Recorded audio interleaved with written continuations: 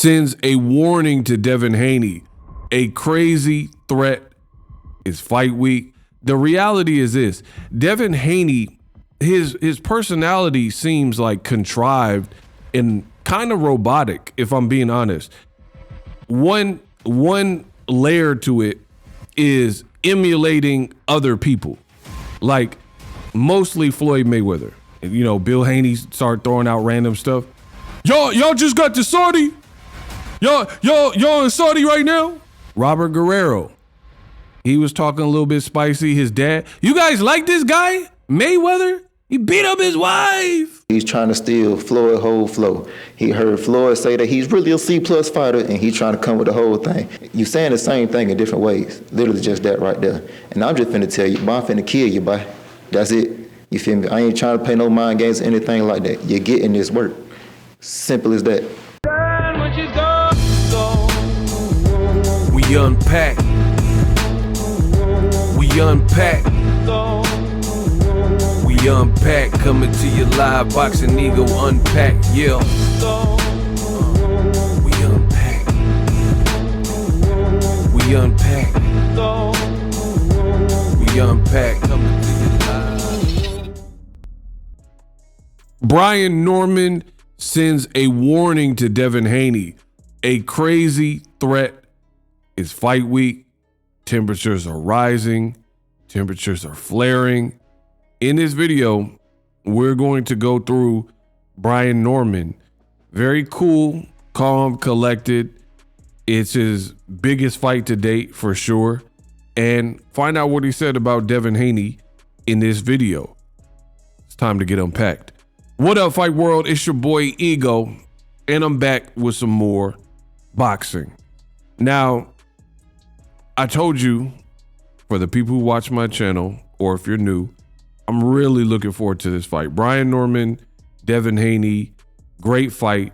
I think the makings of such a great fight is the styles. Styles make fights. Brian Norman has things he does well, and then there's some questions. Doesn't have the experience of a Devin Haney. Hasn't been a champion as long as Devin Haney has. He's younger than Devin Haney. So in the inexperienced category, there are some questions to be answered. He's never had a fight this big. How does he compartmentalize it himself? Now, same thing for Devin Haney. Notice on my channel, I give you guys the good, the bad, and the ugly. It's not like the Haneyacks. The Haneyacks, anything Devin does that's positive gets reported, gets talked about, gets discussed in detail. But if it's something that's quote unquote negative or constructive, the Haneyacks won't even say it. And I noticed there's a lot of people running with the Haneyacks. I came up with it on the channel and we started making it, and I see it's like grown legs, and a lot of people, like, they're using the word and the term. But I try to tell y'all, we control the narrative right here on Boxing Ego. So shout out to everybody using the term. Y'all know exactly what it means when I said the Haneyacks, right? But anyway, I give it to y'all fair. For Devin, there's questions about him because he didn't look great in his last fight. Jose Ramirez, it was at a catch weight. Ramirez is definitely not in his prime. And people said he ran, he was moving a lot. He just looked shaky. Coming off the Ryan Garcia performance, we get it. Ryan tested positive. No contest. He got dropped and hurt. But it looked like the Ryan fight carried over and had some residual effects on his very next fight, which was Ramirez. Because Ramirez, again, no spring chicken and fighting at a weight that he hasn't really fought at. He's a 140-pound guy. Hadn't really looked good in the Josh Taylor fight. Hadn't looked good when he fought Rances Bartholomew. So he hadn't really looked great in a while, right? And that's just being fair and honest. And Devin seemed petrified of him. So there's a lot of questions. Has Devin fully shaken off the cobwebs as it pertains to all the damage and psychological PTSD that he may have incurred in the Ryan fight? So we're going to get into it. Brian Norman, he's doing his fight week festivities. He's a top-ranked fighter. Definitely seems calm. Definitely seems ready for the moment, but let's hear what he has to say. Roll the clip. That's something you've dreamed for all your life, really. How does it feel now? It feel like I'm supposed to be here. I feel like I'm cool. Like this where I'm at. This what I do. So literally there's nothing to it at all. I guess, does it feel like you are living, a dream in a sense? You know, this is a dream for many boxers to be here, although you've earned it. But does it feel like the dream's, I guess, becoming a reality now? No, sir. I know I put in my work. It'd only be a dream if I didn't put in the work. I've been here each and every day, going through the grind, going through the pain, going through the hurt early in the morning.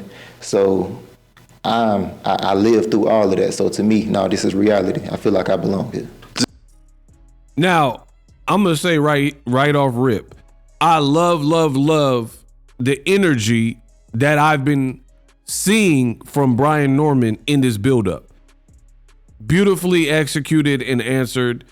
The ring reporter who's asking the questions seems a bit more like he's like trying to almost like persuade Brian Norman with the questioning, like lead the witness, where he's like, oh, but you haven't been here before. Do you feel nerves? And do you feel like this is something different than what you dreamed of? And the reporter seems to be making a bigger deal of it than Brian Norman himself. Brian Norman, if you guys look at the video, he got mic in one hand and he got his hand in his pocket and he's chilling and he looks 100% calm, which I love to see before a fight.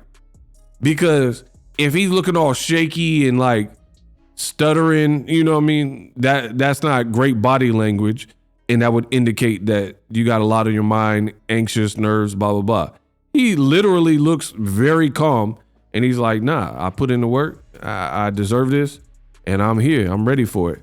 It would only be a dream if I ain't put in the grind. I can respect that. Love the energy I'm hearing from Norman. Not just in this, but throughout this buildup. And it seems like it's coming from a real authentic place. Does it feel better that you've earned it then? Most definitely. I don't like anything that's given to me. We all know for a fact when you real deal did that thing, you put yourself through it, and you feel me? Now you're starting to reap the benefits. It's truly a blessing. Well, there's no better way to put it through it than, you know, you've gone, I guess, back to the roots in the gym in Atlanta. Georgia, sorry. How's that training, I guess, been for yourself? I saw the camp and the training. Like, how do you find, I guess, training in them sort of conditions? Using my back home? Yeah. Sure, no, that's cool. That's where I be at. You feel me? So, now this was a wonderful training camp. We went out there and did our thing. Believe it or not, it was so cool and smooth on this one. I mean, I've been busy all year regarding, fighting back to back to back. So I came in the training camp already in shape. So, shoot, now it's just we on go. How much of a... Now, right there, again, beautifully answering the question. And I do respect, there's some people, like if you interview them and then you ask them a direct question, they won't give you a direct answer, right? You'll say this, that, and the third, and then the person will be like evasive, seemingly have something to hide, blah, blah, blah.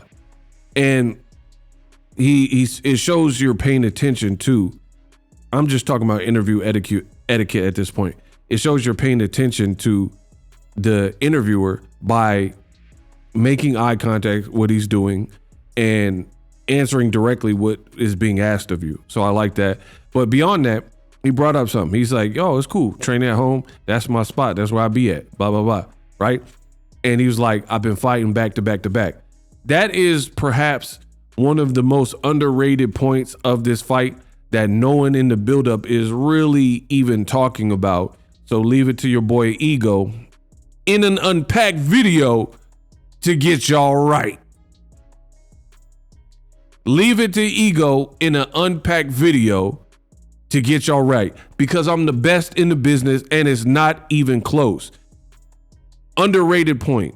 He fought Derek Cuevas earlier this year, right after my birthday. So in March, late March, right? Then he went to Japan and fought Jin Sasaki 3 months later in the summertime in June. And now he's having his third fight in the 2025 calendar year, while Devin Haney fought Ryan Garcia 420, got smoked. Hey, you want some of this? I don't play that and I'm finna bust a cap on a ninja. Man, shut the What song is that from? So Devin got smoked by Ryan initially, 420, 2024. Ryan was suspended for a year, but Devin took the same length of time because they came back on the same Fatal Fury card. So they both had the same amount of time out the ring. And you notice Ryan only fought one time this year and is not fighting for the remainder of the year. And Devin is getting a second fight in, but for Brian Norman, it's his third fight and he's on a multi-fight KO streak where he's knocked out at least 3 opponents in a row. So the fact that this is his third fight and Top Rank has been keeping him active, that is good also for Brian Norman because activity, you're going through training camp, you don't even have time too much for it. Like he fought in March and then fought back in June, you know what I mean? And then now he's fighting in November. You don't really have too much time in between fights to balloon up too crazy unless you're just like completely effing off. And from what we've seen with Brian Norman, he seems pretty disciplined. So love it, love it, love it. Activity. How much of an advantage does that give you where you've been so active this year? I guess as soon as you've been out the ring, almost and now they're talking about it. It's funny because y'all sent me this and told me Brian Norman was talking spicy and asked me to make this video. I didn't rehearse it. This is not scripted. I don't know what he's going to say. I'm giving my honest reaction. So it's funny that I just said that. And then now they're talking about the activity. Focus has been on the next one. So how much of an advantage has that given you, would you say? The biggest advantage because now I'm back at home. I say it all the time on how much I miss amateur boxing because of how active I was. So now that I keep getting back in, I feel I love boxing. I love the competition. I love the competitive nature of it. So shoot, this is what I live for. This one's a bit different as well, being in Riyadh, having to travel as well. How have you found that, I guess, traveling sort of halfway across the world for a fight? I know you did it for Japan as well. Mm-hmm. But yeah, I guess how have you found this one different in Riyadh? There's really no difference at all. Like you just said, I went out there and did it in Japan. I feel like everything happens for a reason. So God blessed me with a Japan fight, and I went through a little hiccups regarding the travel and things of that nature. Like my first time flying that far, that long, and things of that nature. But now we here, and I feel like it was literally no struggle at all. So everything is perfect. Don't you love God? I love him. Yeah. Do you enjoy being a road warrior, would you say? I love it with a passion. I got an extra chip on my shoulder. And everybody keep on doubt me. Keep on. I'm going to learn y'all something. Yeah, and taking on Devin Haney as well, that comes with obviously the noise from the Haneys. Are you expecting anything from this week? We saw what happened in New York with you two guys. Mm-hmm. Are you expecting anything similar, I guess, this week? I'm definitely expecting them to be loud about something or whatever, but no, I'm on a mission. It's too late. It's fight week. The man said it's too late. He said, I'm expecting them to be loud, but it don't matter. It's too late. I like this kid's attitude, man. To this ring on Saturday, and yeah, we on it. Do you feel like it was important, I guess, to show them that you can't be intimidated, in a sense? Most definitely. I mean, that's how they get through everything. Their whole thing is, first time he seen me was, he really not that big. So you're a weight bully, you feel me? So your whole thing is, you know for a fact you just been fighting smaller guys your whole life. What did I tell y'all, bro? I got to be the king of boxing. I'm the king. Bro, I told you, I said this, I think in my last Unpack video, but I know I've said it multiple times. Devin Haney is not just him. So please don't get it misconstrued. Multiple fighters up in this boxing game, but their walk around weights be crazy, and then they be campaigning and scrunching down to these little weight classes, and it just insanity, right? And Devin is one of the people that I gave an example for. There's others where, like, you know, Virgil Ortiz, guys like Jerron Boots Ennis, you know what I mean? It's like, how are you even making the weight? How are you even making 140 if you're Virgil Ortiz? How are you making 147 so long? How is Devin Haney at 35 and 40? And he's like, Devin got the antics. When he first seen me, he was like, you're not that big. Now, bro, I'm going to tell y'all, the Haney accident, y'all going to have to be mad at me, bro, because I keep it real. On my channel, we keeping it real, and that's how I always move, and then it's going to be that way, baby. The reality is this. Devin Haney, his personality seems like contrived and kind of robotic, if I'm being honest. One layer to it is emulating other people, like mostly Floyd Mayweather. Brian Norman called you out on it. Oh man, you violating, I'm gonna have to demonstrate. You violate. Floyd do all the, like, I went and I was in Devin Haney's camp before, bro. Floyd lay out all his gloves. Devin laid out all his gloves. Floyd used these taglines and like quotes that we as diehard boxing fans know Floyd for. Like, you violate, I'm gonna have to demonstrate. Hard work, dedication. If you make a mistake, you gotta pay. I'm an A+ fighter. He a C+ fighter. He can't beat me. His feet are slow. Da da da da.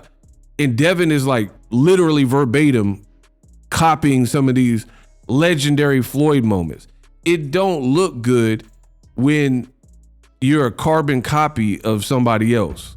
And then especially when you and your daddy have then dissed the man that you're trying to emulate. But then he said, I'll never lose to a white boy. That's Bernard Hopkins, Jermaine Taylor. They said this way before you. And I'm sure you know it and you studied that and you copied them. Then the other thing, Devin is like what Norman's talking about right now, where Devin is like, he too little. Oh, you look small. Bro, why is that your insult to everybody? And Brian Norman, his comebacks are like boom, boom. They doing it different in the A. Shout out to the A, bro. They are witty out there. They are fast thinkers. I've been to Atlanta multiple times. There's some hustlers in Atlanta. They be grinding. And you could tell that he really, like, Devin claims the Bay Area, but he didn't really grow up out here, bro. He grew up in Henderson, and this is where it shows. Because when you come from like a bigger city and you're really outside, you tend to pick up, head on a swivel, you pick things up. Like you have a different energy, and you kind of pick up like where you're witty and you can come with the comeback. Devin, you don't really see that. Like, and I'm telling you from somebody who's from NorCal, from the Bay, like the roasting game. Anybody, we call this sigging. Like he's sigging on you, or you know what I mean? And everybody, at least in my generation, they know about that and they can hold their own and they know how to play the roast game. And da da da da. Devin, when it comes to these moments, Brian Norman has unequivocally gotten the best of it.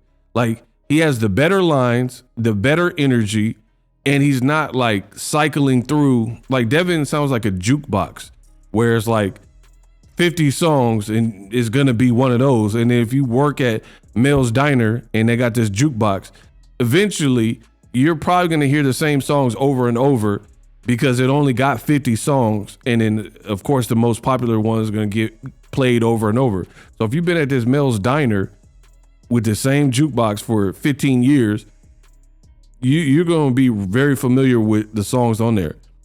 Devin, he doesn't like come anew. Pause. Where like, oh, that was clever. I never thought of that one. You know what I mean? That was a witty comeback. It's always stuff like, you too little. He told Lomachenko he was too little. He told George Kambosos he was too little.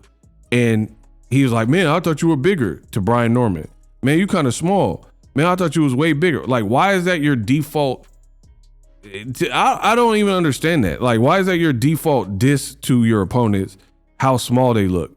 So what Brian Norman is saying is true. Is like, that makes you look like a weight bully if all you could keep saying is how everybody's smaller than you. It's like, man, what weight class are you fighting at? What weight class should you have been fighting in?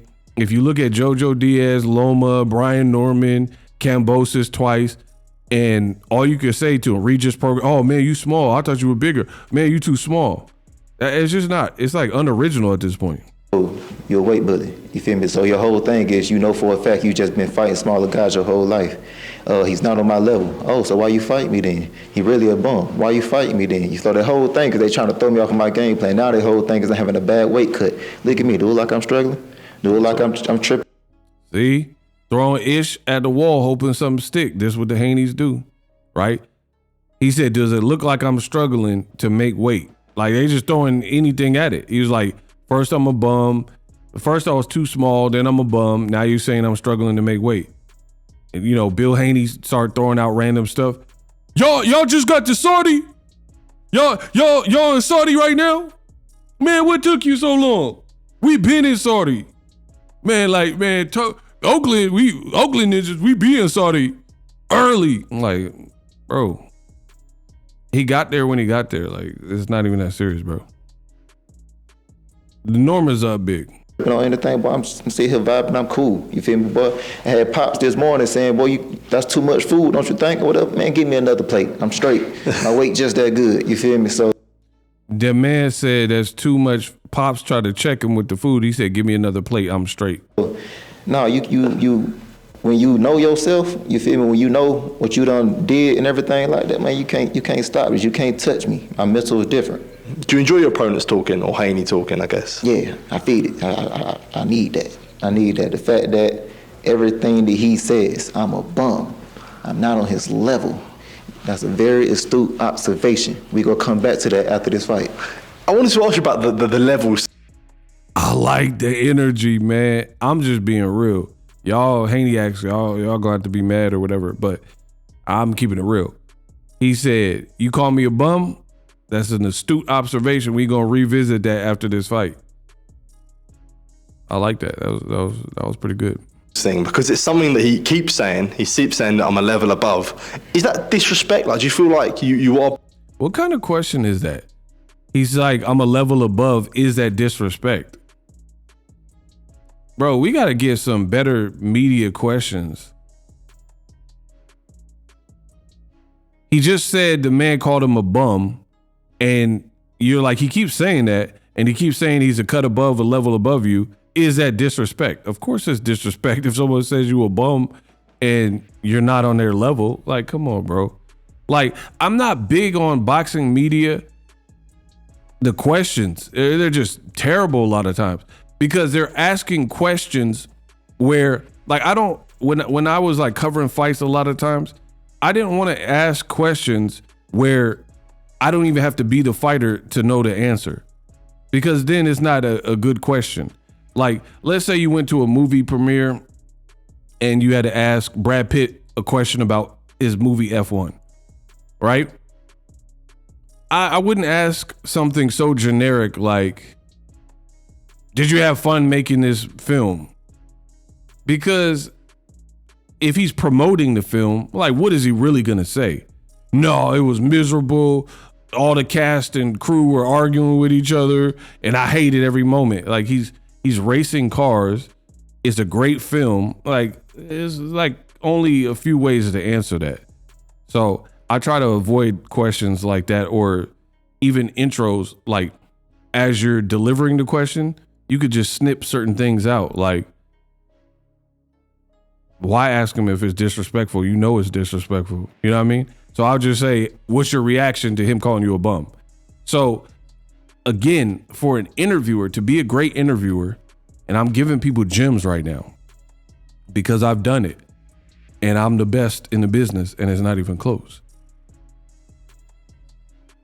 Instead of a lot of these people in boxing media right now, they got this long preamble, long bloated out,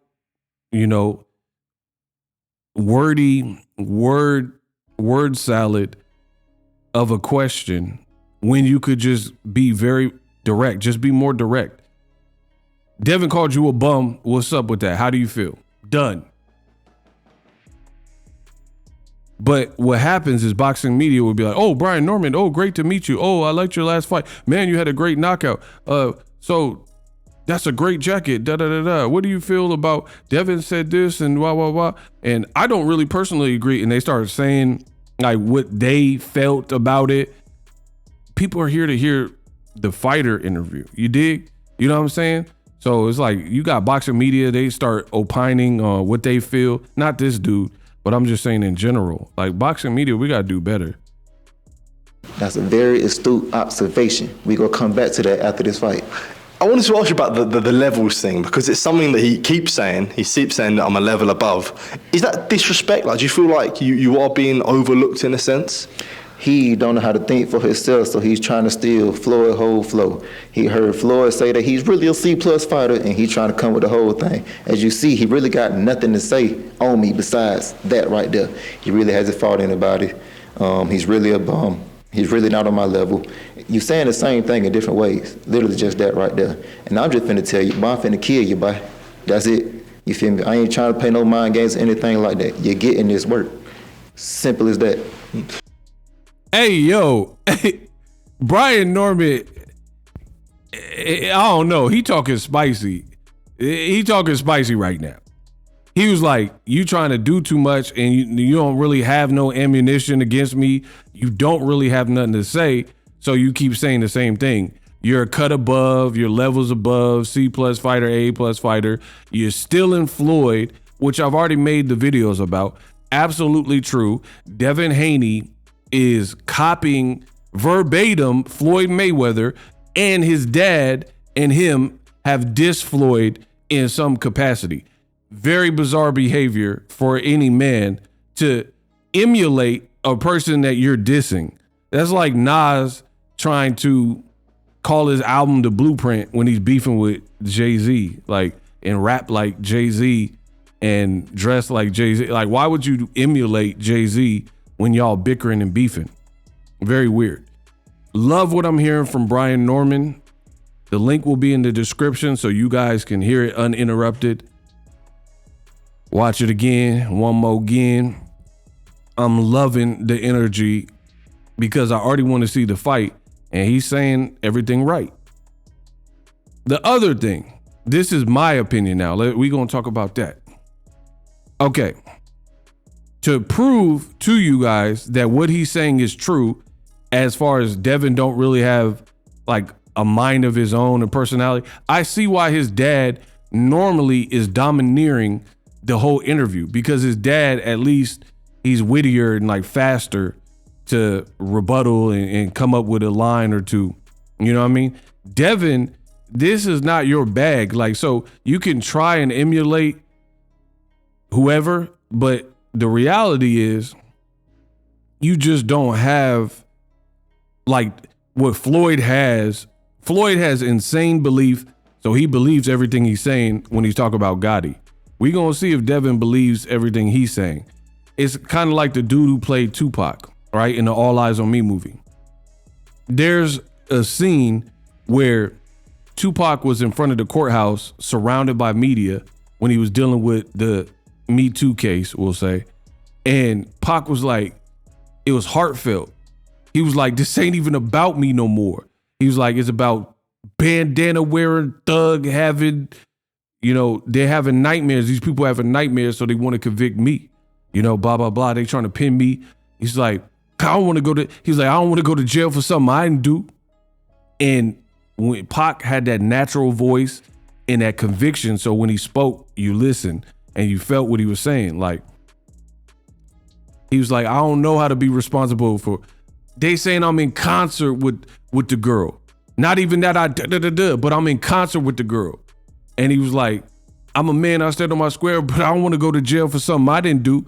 But anyway, if you watch the movie version, the dude don't have the power and the bass in his voice to really convey that scene. I studied Tupac, so I know for a fact. And if you go watch it, and I'm not trying to roast dude, but you go watch that All Eyes on Me scene you can probably find it on YouTube, that courthouse scene, and then go watch the real one from Tupac. And it's actually worse now, because I seen it recently, than it was when I seen it in the theater. You know what I mean? Because I'm a huge Pac fan, so of course I just went to the movie to see what they did with it. You know what I mean? But it didn't sound the same. Like, he was like, man, but I don't want to, and he had this like howl to like every sentence.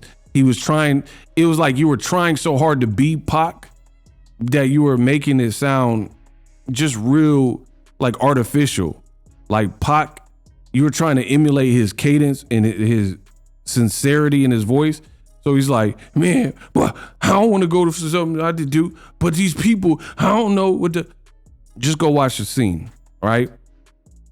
Terrible. That's Devin Haney. Devin Haney is Demetrius Shipp or whatever. The dude playing Pac, and you got the look down or whatever. Like Devin got the money and the lifestyle or whatever, flashing money. You got that part down, but you not delivering your lines like Floyd. Just like dude was not delivering his lines like Pac, West Side, right?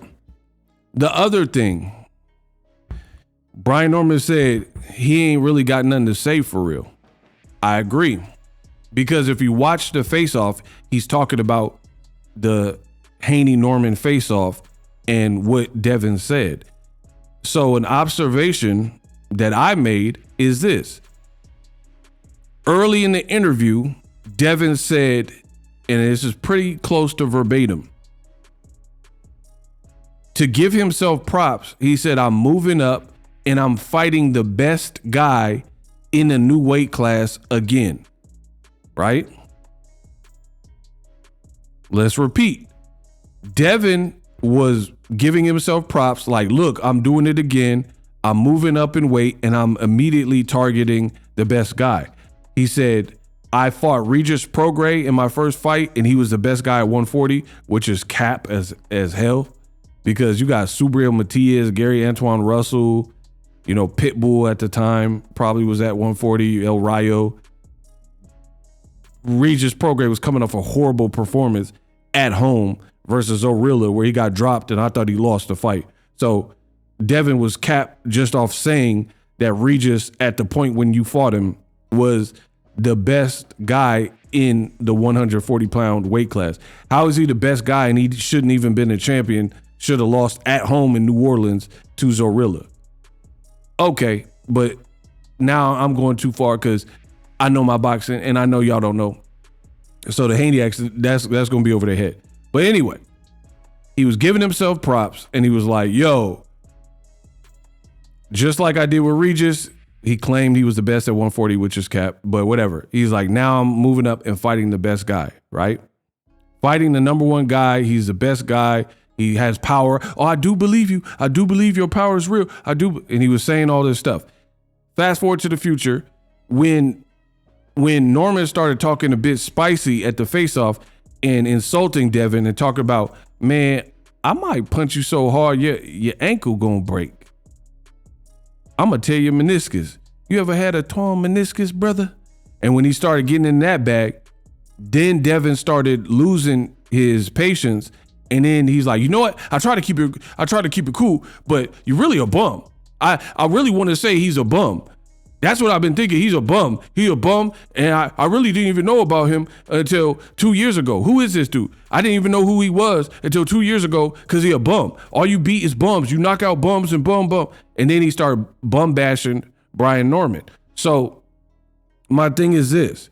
You just said he's the best guy in the weight class. You moved up and you're immediately fighting the number one guy, the number one seed at 47, like you claim you did at 140 with Regis.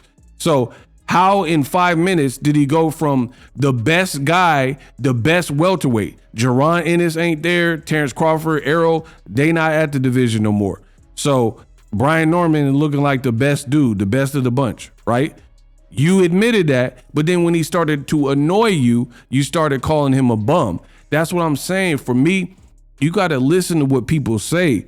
Like, if a person, I'm giving y'all the sauce. If a person were to diss Boxing Ego, I'm bulletproof. If you say some bullshit that we all know is fake, that don't do nothing to me. The only way it would even remotely affect me is if what you said was true. Like if somebody's like, oh, Ego wear diapers. Okay, like it's cap. So I don't even got to respond to that. It's just that dumb. Now, if you're like, oh man, but Ego, you did.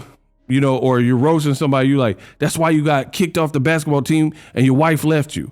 And then if that happened to be true, that's going to hurt that person more than some lie you conjured up, right? If he really got kicked off the basketball team, his wife really cheated on him or left him or whatever, his kids hate him, that's the type of stuff that would hurt someone. So that's why Brian Norman is probably able to just like let it roll off his shoulder, because one of the two statements you made was cap. You said he was the best in the division, and then when he annoyed you, 5 minutes later, you said he a bum who only knocks out bums. Two of these things, these are polar opposites. They both can't be true. So Devin got found out by not keeping it cool. So for me, that's what I'm saying. Norman won the face-off, and he's providing the better banter, because what Brian Norman is doing sounds reasonable. What he's saying, he's like, Devin, he's like, nah, I'll give you your props. You a good fighter, you accomplished, but just don't say nothing when I beat you. That's realistic talk to me. Like, hey, I'm gonna give you your props. You done more than me. You're a good fighter. You can fight. I know you're disciplined. I know you're trained. That's the type of stuff Brian Norman was saying. But it makes it hard for me to believe a person, it sounds like they just barking, if you said he was the best at welterweight right now, and that's why you're taking the test, and then the moment you got perturbed or annoyed, then you start saying he was horrible and he a bum.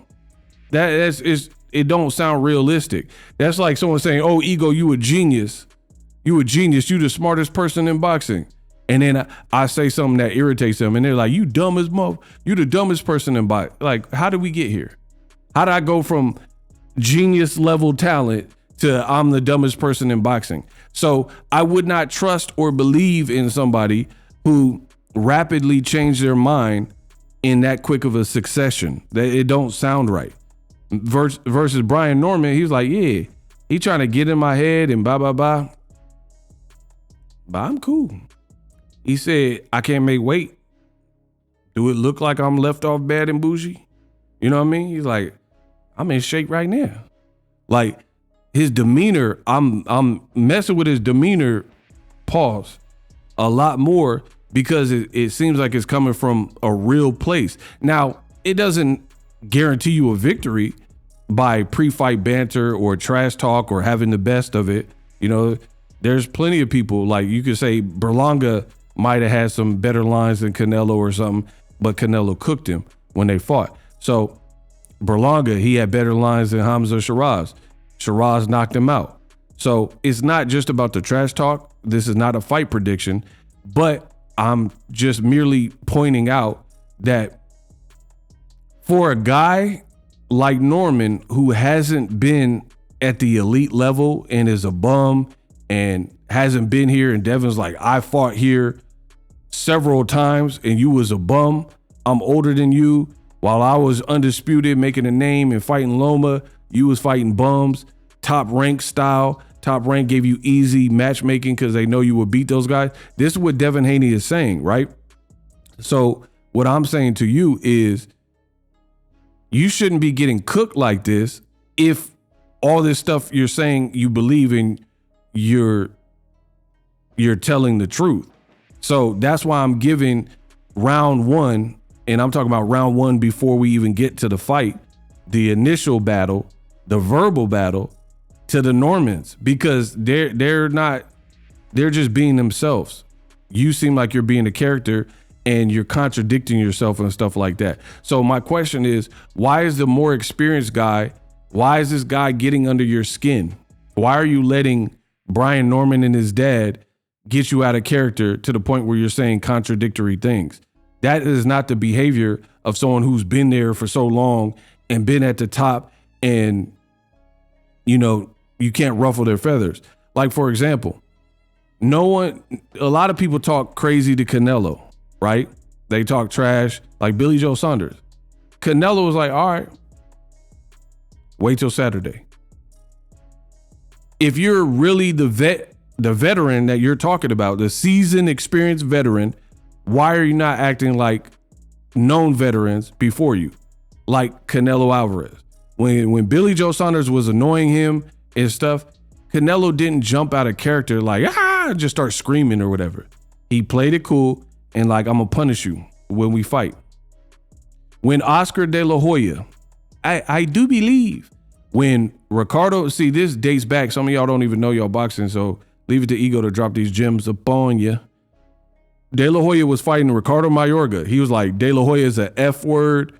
De La Hoya plays with Barbies and dolls. De La Hoya is soft. De La Hoya bop, bop, bop, bop, bop. Right?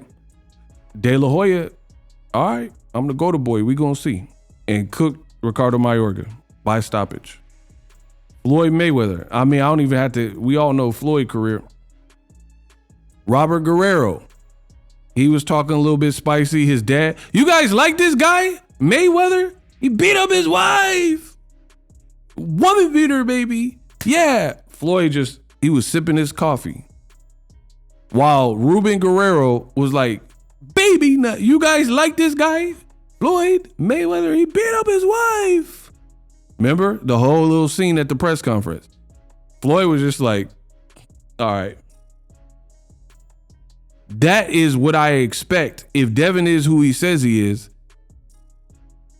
that's kind of what I expect. So, especially as a man, you can't let people get you out of your element. You know what I'm saying? You the champ, you more accomplished than Brian Norman. Why are you letting him get under your skin to the point where you just like gave him props and then start saying, oh, you really a bum. You a bum. You ain't beat no one, you a bum. But you just said he was the best guy at the division. To me, that don't make sense. So I gotta classify that as cap. You're capping. Something you said is cap because you're saying two different things now. So he's trying to steal Floyd's whole flow. He heard Floyd say that he's really a C+ fighter, and he's trying to come with the whole thing. As you see, he really got nothing to say on me besides that right there. He really hasn't fought anybody. He's really a bum. He's really not on my level. You saying the same thing in different ways. Literally just that right there. And I'm just finna tell you, boy, I'm finna kill you, boy. That's it. You feel me? I ain't trying to play no mind games or anything like that. You're getting this work. Simple as that. The man said, I'm going to unalive you. It's over. It's over for you. You're getting this work. Simple as that. Like simple and plain. Boom. Again, to me, that sounds like more of a threat than a person who said you the best in the division. And then 5 minutes later, when they got annoyed, said you're the worst in the division and you really a bum. So, yeah, Brian Norman is conducting himself really well for the inexperienced guy who's not been here before. And that's what I'm saying. I would expect more from Devin Haney. You fought Lomachenko, bro. You fought Regis Prograis. You fought on Showtime. You fought on ESPN. You fought on DAZN, right? You've been out to Saudi Arabia before for other people's fights. Why are you and your team almost acting like this is what I would expect from Brian Norman and his people more than you? You the one that's been here before. You've been at the top level. That's what you keep reminding us of. So why are you the one that seemed like agitated?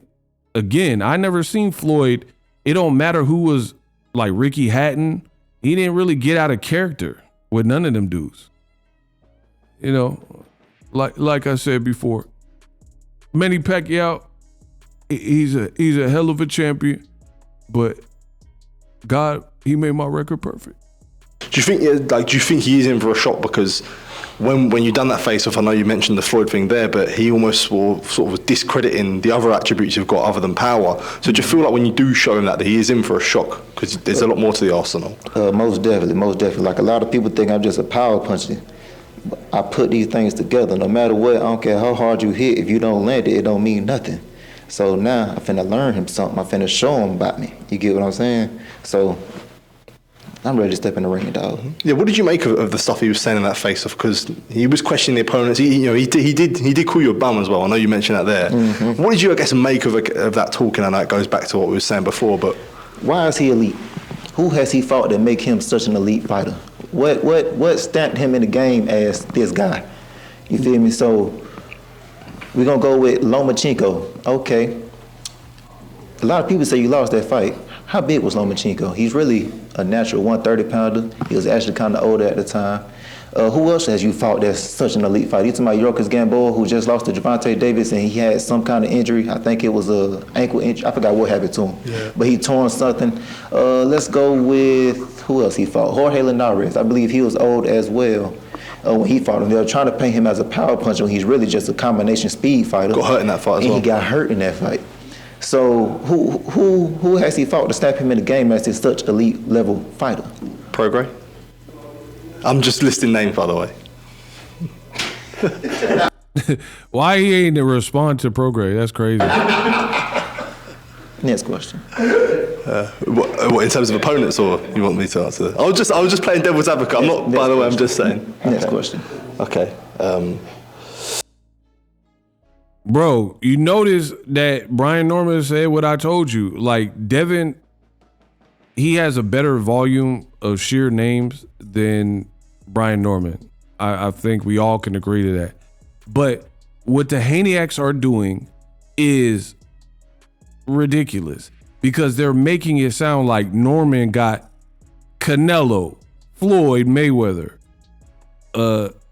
Oscar De La Hoya type resume at 28 or whatever, and Brian got this bum resume.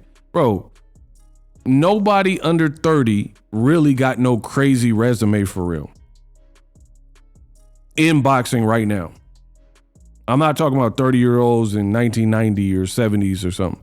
Right now, none of them. Shakur, not Devin, no Keyshawn, no. None of them really got no crazy resume where it's so deep. Like, even like David Benavidez, he's working on it, and I don't blame Benavidez. If anyone get a pass, it's Benavidez because we know he want to rump. We know he want to like really challenge himself, but Canelo refused to fight him. That's not really on him. You know what I mean? He's still fighting Yard, Andrade, Morrell. He fighting styles that should be Caleb Plant, should be dangerous. So his is coming up. Darrell, he not ducking no smoke. But outside of Benavidez, who's still working, and again, he wasn't a fort. Canelo rather fight Crawford, a small dude, and Charlo, Jermell, a small dude, than fight Benavidez. So I can't hold that against Benavidez. But these other guys, it just hasn't happened for whatever reason. So yeah, I don't think Devin's resume, like his whole undisputed run is from Kambosos, who people look at that win over Tio as fluke-ish based on how he looked ever since that fight. Like literally name one moment from Teofimo, or not Teofimo, Kambosos. Name a moment from Kambosos after the fact where you think Kambosos looked immaculate after the Tio fight. Any fight. And then at best, it would be like a tune-up fight, not the big names that he fought. So you guys do your homework on that. Tell me one fight after losing to Devin that you felt he looked good, and then tell me who was the person that he fought, right? So you got to know your boxing. Like right now, I'm on his page right now, right? This is George Kambosos right here.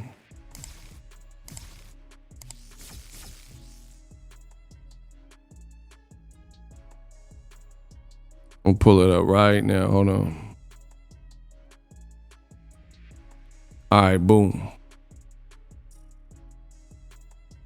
So after so he beat T.O. We know that. I just went over that. Beat T.O. Again, people looking at it as flukish. Lost twice to Devin Haney at home in Australia. Then he had Maxie Hughes, which was controversial. Many people, including myself, believe Kambosos should have lost that fight, right? Then he fought Lomachenko at home in Australia, got knocked out, had a tune-up fight with this guy, and it went 12 rounds, and he won, right? And then he got knocked out by Richardson Hitchens, and that's where his career is at. That's not, you know what I mean? That's not no crazy run. You would think if Kambosos was elite, he would have had, with all them names, he would have beat at least one outside of Teofimo Lopez, right? And before that, he had 2 split decision victories. This is Devin's claim to fame, the old youngest undisputed. This is who you beat. You beat a guy who, again, in a real world, if boxing wasn't corrupt, right? Because they were trying to make the Lomachenko fight with Kambosos. They robbed Maxie Hughes. So realistically, this should be pink. You lost to Maxie Hughes, pink.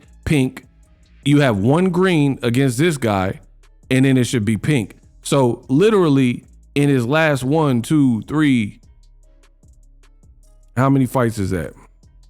So since TO, 1, 2, 3, 4, 5, 6. Realistically speaking, he should have lost 5 of those. And the only one that he didn't actually lose that I'm talking about is Maxie Hughes. But if go watch the fight and tell me he didn't lose the fight, right? So it should be pink all the way up, except for this Jake Wiley guy. So I agree with Norman. I think Devin Haney, off of like basic mechanics, you could say he has a better resume. Even though the Lomachenko fight was controversial, cool. But same thing with Regis Prograis. Regis Prograis was looking horrible versus Jack Catterall. So it's like Devin's resume has aged very badly. Jojo Diaz, he lost every big fight since the Devin Haney fight. And Devin's not like a destructive puncher like that, where he would ruin a person's whole career. Like you fight like Joe Joyce or Wilder or Zhang or something, they can ruin your whole trajectory. But Devin don't even fight like a brute like that and crazy power to the point where you can see him.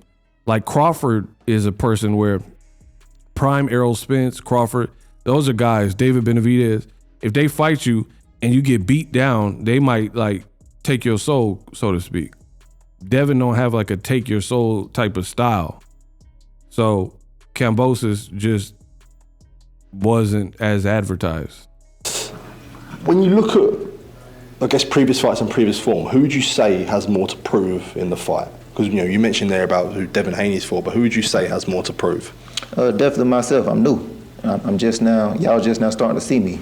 As you see with the, like you said, how the cameras and all of this theatrics or whatever. I definitely have more to prove because, once again, everybody haven't seen me. Everything's a popularity contest. The fact that you don't know me, I'm not good. And like, that's what you think? The fact that I don't have a lot of followers, the fact that I'm not as popular as the rest, that I can't fight just because I don't got a whole team, group of people behind me, I can't fight. You get what I'm saying? So, no, this is real deal hard work. I've been in the background working, doing my thing. So now it's time to show y'all what I've been working on. Again, I can respect when a man is doing what Brian Norman is doing. Like, because he doesn't sound delusional. He literally just said, the question was, who has more to prove, you or Devin Haney? And he was like, I do. Some people, if you're narcissistic, you'd be like, man, Devin got more to prove because the Ryan fight. You know, you might say something like that. This man took it on the chin, paused, and said, I got more to prove because it's a popularity contest and a lot of people don't know me and I don't have no crazy entourage or crazy push like other fighters. So this might be someone's first time seeing me, basically. So I can respect that he sounds realistic. For me, I like realistic. If somebody talking crazy, but it don't sound crazy, like Brian Norman's a power puncher. So if he want to talk about Devin Haney head gonna spin around and all that, to me, it makes more sense for a power puncher to be talking like that. But what happens in these Gen Z fighters, you'll get Shakur Stevenson and Devin Haney, who are great boxers, but then they start talking like prime Mike Tyson and David Tua and leaning heavy on the knockout side. And that's where it becomes like, blurred lines. When Gervonta Davis don't even act like that, and he got real deal concussive, knock you out, one punch, one mistake power, you're out of there. Devin hasn't really shown that at an elite level. His best knockout is Antonio Moran, and it's like, who is that? So I like that Norman is being like realistic, and his viewpoint, even of himself, doesn't sound far-fetched. And y'all want to ask me about being cute, what I got on and things of that nature. So it's just like, it's my nerve. Back to the fact. Hold on, I'm trying to understand what he said, being cute. It's my nerve. Back to the fashion thing. You get what I'm saying? We over here finna fight or whatever. Y'all asking me about some fashion. I'm a man. You get what I'm saying? Like, I get gritty. This is what I do. And y'all want to ask me about being cute, what I got on and things of that nature. So it's just like, no, the whole game is twist around. It's a popularity contest. It's a whole drama queen type stuff. It's a whole bunch of salon talk.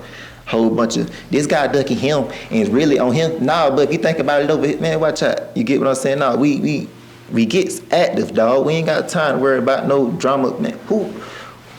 Who about that action? You get what I'm saying? Who trying to step up in the ring and get it in? That's all I care about. You feel me? I ain't trying to get loud and try to throw you off your game and anything like that. And I want you on your best time, and I want you at your best everything. I don't want you to have no mental lapses or anything like that. So when I knock you out and I put you in the dirt, you can't say nothing. I had a bad training camp. I was really, no, you ain't got nothing to worry about.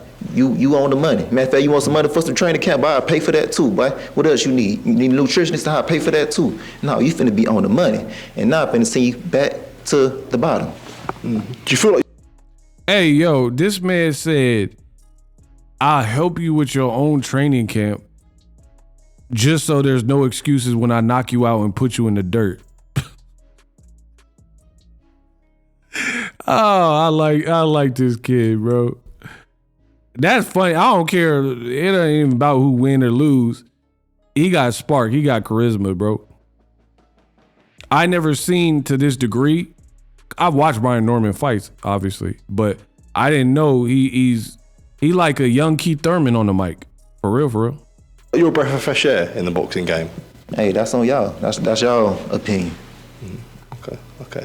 When people make, I guess, observations about Devin from your end, do you think that he is gun shy?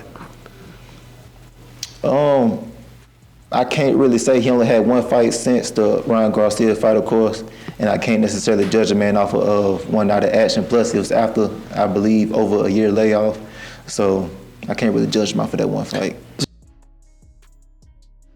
I'm done, bro. Brian Norman, well played. For more boxing news, subscribe to the channel. I'm going to continue to cook and unpack. I like what I'm hearing from Brian Norman. Win, lose, or draw, he's conducting himself like a true champion. He's like, I don't want no salon talk. I don't care about who's cute and what outfits people got on. I make money with these. Like, you know what I'm saying? I'm right here with it. I'm trying to scrap. I'm a real scrapper, bro. We gonna see. I want you at your best. That's fighter talk, bro. Straight like that. That's true fighter talk. I want you at your best. And again, I mentioned this in the past video, in the face-off video. Notice Brian Norman is not overly dissing Devin Haney because, one, I think he's confident he can win, and it would be against him and a disservice to him to paint Devin as a shot fighter from the Ryan Garcia fight. Because again, like I said in my past video with the face-off, if you say somebody is terrible, if you say somebody they're shot to pieces, they're PTSD and all this stuff, if you overly diss them, then it's going to make it hard for people to give you full credit for it if you just told us that the guy is a shell of his former self. So Brian Norman has been very good with his words in not disparaging Devin Haney to a point of Devin looking like not a good fighter. Versus Devin, the more experienced guy, the guy who's been undisputed before, he's acting almost like he's stepping up to the plate because a lot of his stuff is more juvenile.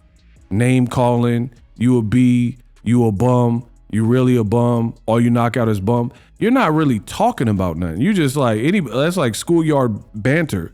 Recess, people start cussing and kicking and screaming and blah, blah, blah. Brian Norman, for better or worse, he sounds like he believes what he said. I got a lot to prove because I'm not the man in the popularity contest and y'all don't really know me like that. A lot of people. I don't care what Devin's wearing and fashion and all that. I care about, I'm a prize fighter, a pugilist. I'm trying to make money, feed my family through this. All right. And he's very direct. Like he could say whatever he want.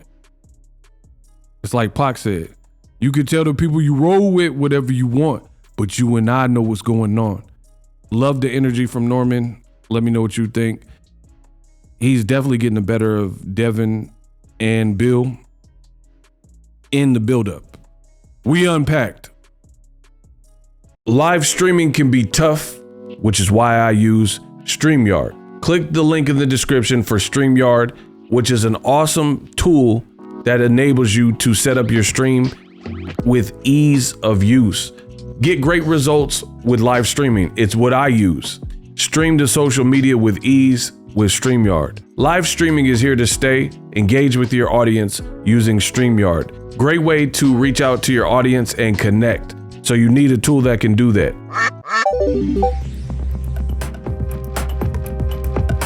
If you're new to YouTube and you're struggling to get views, one tool I can provide to you is TubeBuddy. I've been on YouTube over 10 years. I use TubeBuddy daily to crank out videos just like this one that you're watching.